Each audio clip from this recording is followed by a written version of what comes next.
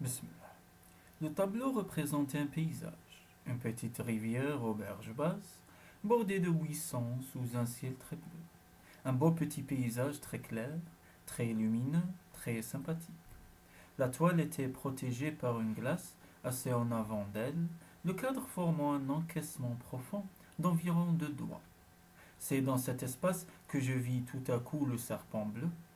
Il était gros d'un bon pouce et épousait le contour de la toile, formant exactement angle droit au coin inférieur droit, puis se détachant dans le bas sur le grand côté, sa tête relevée mais immobile. Il était là comme une de ces veines bariolées que l'on voit mystérieusement figées pour l'éternité dans les boules de verre.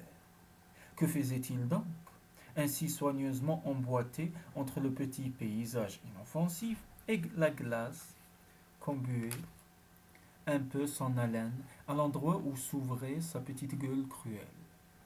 Je contemplais sa tête pointue et cette fine langue fourchue si vite comme une antenne dans tous les sens, fébrile, étonnée, impuissante contre la paroi transparente.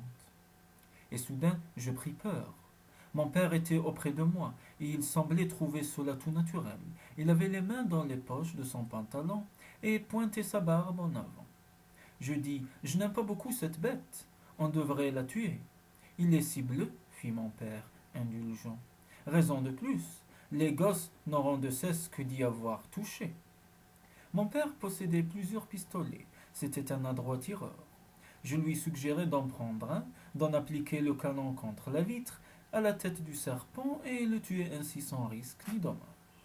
Il haussa les épaules et sortit, dans l'intention de me satisfaire. Je restai là, à guetter le serpent dans sa prison de toile peinte et de verre, lorsque soudain, la porte s'ouvrit avec violence. Mon père rentrait. Quelle mouche l'avait piqué? Il me cria brutalement: Baisse-toi! Et se mit à tirer au-dessus de moi, dès la porte, dans la direction du tableau. Il avait une arme à chaque main et paraissait en proie à une intense émotion. Les coups de feu claquaient, la fumée et l'odeur de la poudre emplissaient la pièce. J'étais à quatre pattes, contre le mur, sous le paysage qui servait de cible à mon père.